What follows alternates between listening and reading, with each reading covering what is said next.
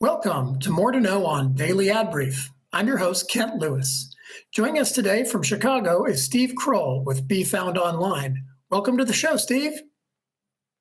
Thanks, Kent. My pleasure to be here. In 30 seconds or less, please tell us a little bit about yourself. About me. I'm one of the few people I know that's born and raised in Chicago. I started a tech career before I caught the digital marketing bug. So I think my careers are about 50-50. I was in tech for about 15 years, and I've been in digital marketing for about 15 years. So maybe it's about time for a career change again. Yeah, right. So what pushed you, nudged you from tech into the digital dark arts? Oh man, I was managing a group of developers, database developers, web developers, and we started doing some skunk works on the websites that we managed. The business had their objectives, and off in the shadows, a couple of guys and I started playing around with SEO.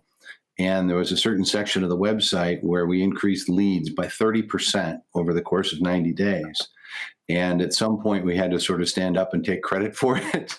And that was it. Once I'd gotten that taste of it and how you could leverage search and digital to drive traffic and opportunity, I was hooked. And it moved me away from sort of managing bits and bytes into more different bits and bytes, but ultimately toward transaction-based stuff.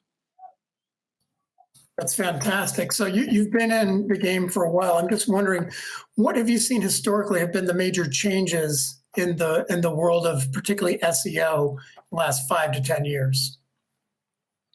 The biggest change in SEO most recently, there's a lot of technical stuff and performance stuff that Google rolled in the last couple of years. That's pretty large, but the biggest thing is Google's love of all things content.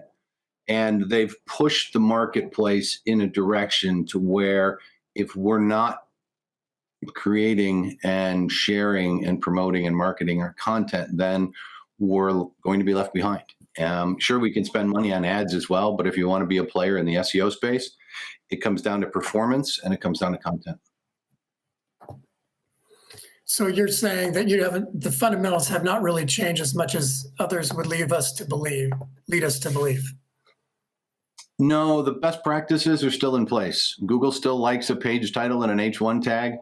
There's a lot of other things that they like, I argue, just as well, such as backlinking and other stuff. So there really isn't, the fundamentals of SEO haven't changed. Some of the periphery has changed. So you go about link building a much different way than you may have 5, 6, 8 years ago. Things like that. Sure. Well, with that being some of the differences or minor changes, if any, the last 10 years or so, what do you see happening the next, say, 2 to 5 years with search and SEO and specifically? I see it getting more technical. I see the tools evolving. I'm a big fan of the new HubSpot CMS.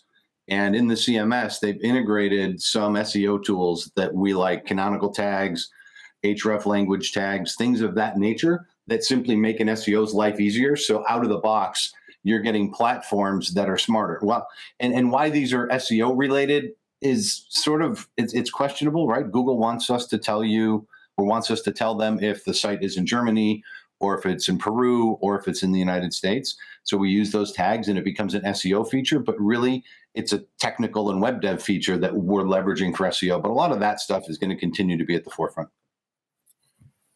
That makes sense.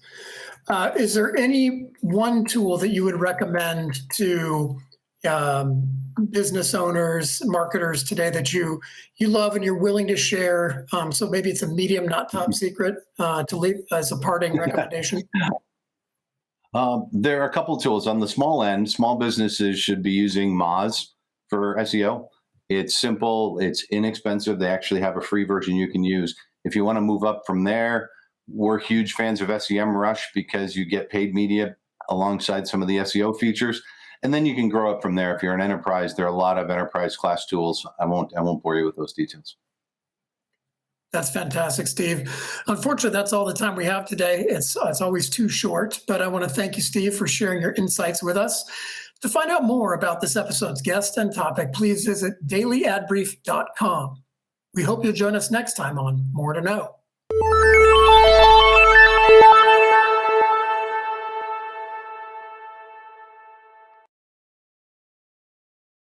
Simplify presents Addressable CTV, combining the power of TV with the targeting and attribution of digital. Simplify's Addressable CTV delivers massive reach with the ability to scale without sacrificing precision. TV buyers can generate incremental reach with household-level targeting, frequency controls, reporting, and insights. To learn more about Simplify's Addressable CTV and what it can do for your clients, visit simply.fi.